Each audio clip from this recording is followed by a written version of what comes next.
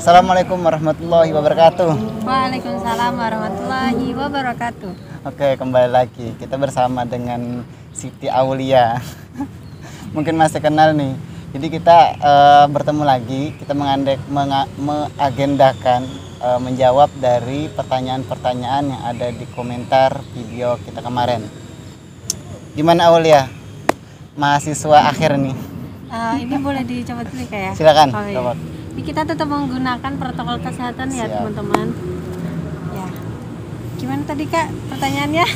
Gimana kabarnya mahasiswa akhir? Aduh, ini langsung ditembak mahasiswa akhir gitu ya? Ya. Alhamdulillah baik. Baik ya. Alhamdulillah baik. Terus ya untuk proses skripsi ya sekarang sedang berjalan. Oke, baik. Jadi saya sengaja mengunjungin ke Solo lagi untuk menanyakan atau ini klarifikasi. Klarifikasi. Bukan klarifikasi sih, cuman mau menjawab. Saya tuh mau menjawab tapi nggak bisa gitu kalau sendirian. Jadi saya mau pelakunya biar nanti kita fair gitu untuk jawabannya.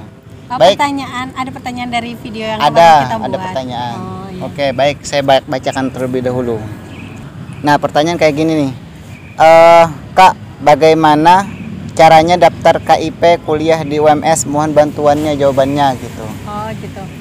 KIP itu KIP Kartu Indonesia Pintar ya, Kartu Indonesia Pintar. Nah, untuk berbicara KIP ini di UMS itu programnya sudah ada. Dan itu dimulai dari tahun, kalau di web UMS teman-teman bisa buka deh. Ini saya juga mencarikan, klik aja di Google program KIPK di UMS. Oke, gitu. nanti kita carikan linknya. Ya, nah di situ itu pada tahun 2020 baru dibuka Kak, 2020 di jenjang S1. Nah, ketentuan-ketentuannya itu semuanya juga udah ada di sana. Nah, salah satunya itu sebenarnya untuk memasuki program KIP ini dia harus syaratnya itu sebagai mahasiswa UMS. Mahasiswa UMS dulu ya, berarti terdaftar dulu. Iya, betul. Baru mengajukan program KIP dengan syarat teman-teman punya Kartu Indonesia Pintar. Kemudian di sini juga tahunnya itu berjalan di tahun 2020 karena dibukanya kemarin 2020, atau lulus 2 tahun sebelumnya. Nah, jadi mahasiswa yang udah 4 semester mungkin itu juga bisa mengajukan program itu. Yang penting punya kartunya. Syaratnya yang pasti tadi itu ya? Ya. Kalau cara daftarnya gimana tadi nih? Sebenarnya banyak ya syarat-syaratnya, ini cuma salah satu yang saya sebutkan. Siap. Seperti itu. Kemudian untuk cara, oh ya, ini pendaftarannya. Kemudian untuk cara pendaftarannya, sebenarnya di sini untuk tahun 2020 sudah ini Kak, sudah ditutup. Oh, udah ditutup. Ya, sudah ditutup. Tapi untuk updatean 2021 di sini belum terupdate ya. Kalau 2020 ada nggak syarat mungkin cara mendapatinya kayak gimana gitu?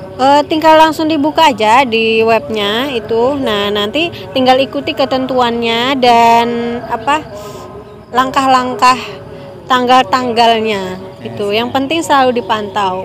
Yang pasti buka linknya, habis itu baca, cermatin, selalu ada syarat-syaratnya, bahkan langkah-langkahnya gitu ya. Bahkan berkas-berkas yang harus disiapkan juga sudah dijelaskan di sana. Intinya di link itu udah lengkap untuk persyaratan, bahkan itu cara pendaftarannya. Baik, kita lanjutkan untuk pertanyaan selanjutnya. Di sini tuh ada salah satu akun lagi. Permisi Kak, mau tanya, buat dapet tokennya nunggu berapa lama ya Kak? Soalnya ini status verifikasi sama tokennya tulisannya masih menunggu diverifikasi. Ini terkait beasiswa Muhammadiyah ya? Masih beasiswa kayaknya ini. Terus mohon jawabannya Kak. Nah, ini nanti silakan dijawab nih, bantu. Oke, untuk berbicara tentang verifikasi ya, untuk beasiswa Muhammadiyah yang sebelumnya itu saya sudah menyebutkan ya bahwa macam-macam beasiswa UMS itu banyak. Banyak. Sudah. Ya, sudah. Seperti beasiswa unggulan Muhammadiyah, kemudian Ahmad Dahlan, Tahfidz gitu. Terus apa lagi ya, Kak? Selain 3 itu. Unggulan itu sama kader sama berbeda? Ya, unggulan kader Muhammadiyah itu sama. Terus ya itu. Nah, 3 itu. Nah, kalau misal berbicara tentang verifikasi berkas, sebenarnya verifikasi berkas itu dilakukan oleh panitia. Nah, Kalau ini pertanyaannya tadi Kak Alfi bilang ini sudah, kalau di sini 3 minggu yang lalu ya. Iya betul. Kalau 3 minggu yang lalu kan berarti prediksinya itu awal April ya. Ini teman-teman menanyakan. Nah, sebenarnya di web beasiswa UMS pada gelombang pertama itu pengumuman lolos beasiswanya itu di 31 Maret 2021. Nah, berarti ini kan ditanyanya pada sekitar 1-2-3an April ya, terkait verifikasi. Nah, sedangkan verifikasi berkas itu di gelombang pertama sudah dilakukan panitia pada tanggal 1 sampai 6 Maret. Ketika pada masuk bulan April masih ditanyakan, bisa jadi dalam verifikasi pemberkasan Anda ketika belum diverifikasi berarti itu sudah tidak masuk seleksi dari panitia. Seperti itu. Karena sampai pengumuman 31 Maret itu kan udah pengumuman lulus beasiswa ya, tapi teman-teman belum diverifikasi berarti juga sudah ada tidak masuk gitu dalam seleksinya panitia. Sedangkan April tadi itu udah masuk gelombang 2 tadi ya. Ya, nah mungkin teman-teman bisa pantau lagi di web UMS, masih dibuka kok beasiswa UMS di gelombang kedua itu dari tanggal 3 April sampai 5 Juni 2021. April, Ya. Mei, Juni, 3 bulanan 3 bulanan untuk pendaftarannya. Ya, nanti verifikasi berkasnya lagi dilakukan panitia pada tanggal 7 sampai 12 Juni. Seperti itu. Tadi linknya masih sama nggak? Masih sama, silakan dicari. Oh, beda ya kalau program KIP sama beasiswa ini. Oh, beda. Iya. Kalau beasiswa UMS ini yang Muhammadiyah tinggal klik beasiswa UMS aja itu. Di situ banyak nanti. Oke, siap. Terima kasih kepada Siti Aulia. Langsung ya. Ini soalnya juga ada kelas saya. Intinya kalau mau lebih tahu lengkap sebenarnya itu di link UMS juga udah ada mengenai pendaftaran atau persyaratan yang perlu kita lengkapin. Ya, Baik, betul. Hmm. ini juga saya juga mengucapkan terima kasih kepada Siti Aulia yang sudah memberikan jawabannya ya sebatas kemampuan kita ya. Ya, karena kita juga, kalau saya sendiri kan juga bukan bagian dari ODS ataupun pihak yang dalam penyeleksian pemberkasan beasiswa ya. Cuma kita juga sama-sama memantau di webnya UMS gitu. Dan ini secara pengalaman kita ya. Iya, ya jangan lupa juga cari-cari tahu di apa namanya ya, Bumita UMS juga punya Instagram. Oh gitu. Ya. Itu biasanya info-info apa tuh? Beasiswa kalau beasiswa. Bumita. Kalau yang UMS secara umum itu UMS official ya Kak ya. Iya betul. Baik, mungkin itu saja untuk mengenai jawaban dari pertanyaan-pertanyaan dari komentar tersebut. Sekarang kita lanjut aja dah. Boleh? Apa Gimana lagi nih? Kita kan satu provinsi ya, satu Ya, tempat Kalimantan juga. Selatan. Nah, gimana pulang? Untuk tahun ini, Masya Allah dan Alhamdulillah tidak pulang. Ini selaku perantauan, kalau kata tidak pulang itu sebenarnya sedih tuh. Ya sedih banget sih sebenarnya, tapi bisa ketawa ya.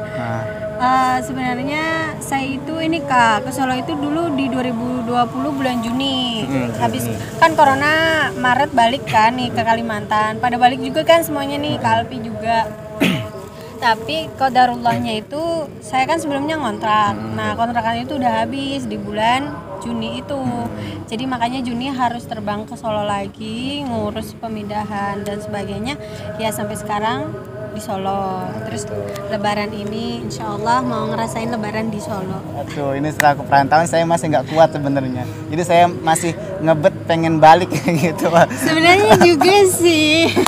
Tapi ya mau gimana, pengen cepetin selesai juga. Jadi biar orang tua aja nanti yang tinggal ke sini, nggak usah pulang dulu. Kalau enggak nanti saya aja titipin salam kepada keluarga gitu. Ya boleh banget, karena Kak Alfi ini juga sebenarnya kayak masih ada hubungan keluarga ya dengan saya gitu. Tapi nggak tahu dalam tingkatan apa, sejauh apa, karena keluarga juga banyak ya Kak ya. Gitu. Sebenarnya kemarin kita juga mau buat konten lagi sih. Boleh banget, bikin aja lagi. Sekalian aja terkait nih apa? terkait dengan bahasa kita. Oh, bahasa Banjar. Ya sebenarnya itu banyak sekali pertanyaan-pertanyaan mengenai Kak, gimana sih sebenarnya bahasa Banjar? Kak, apa sih bahasa kakak gitu, biasanya kayak gitu. Bahasa Banjar kita ya. Nah sekalian di sini kita itu mempraktekkan. Nanti Bahas apa dulu nih dengan kita bahasa Banjar? bahasa Banjar biasa seperti yang di kampung-kampung ya gitu. Oke. Tapi ini kira-kira masih ingat gak bahasa Banjar nih? Campur-campur sih Kak, soalnya kan satu ya, lingkungan aku itu di psikologi itu tuh sedikit banget yang orang Banjar. Terus aku tuh juga nggak ada teman deket yang orang Banjar, karena yang dari Kalsel tuh aku sendiri. Nah jadi terbiasa bahasa Indonesia kan. Tapi insya Allah kalau udah ada temennya, coba kita ngomong bahasa Banjar. Sebelum itu kita sebenarnya saya juga mau bercerita nih. Apa Kak? Jadi sebelumnya itu kan saya datang ke Jawa, itu sebenarnya saya belum bisa bahasa Indonesia. Sama, aku juga. Nah, itu kan. Aku juga, bener. Terus apa yang diingat-ingat dengan bahasa Indonesia itu? Kok bisa bahasa Indonesia? Maksudnya itu pada waktu itu kenapa susah bahasa Indonesia gitu? Ya, habis itu belajar jadi bisa bahasa Indonesia gimana caranya? Ya yang pertama kebiasaan ya, Kebiasain karena ya kan sama lingkungan. perilaku dan sebagainya itu kan sebenarnya terbiasa. Nah awalnya itu Kak, dulu itu teman-temanku tuh selalu ketawa kalau aku ngomong bahasa Indonesia. Kenapa?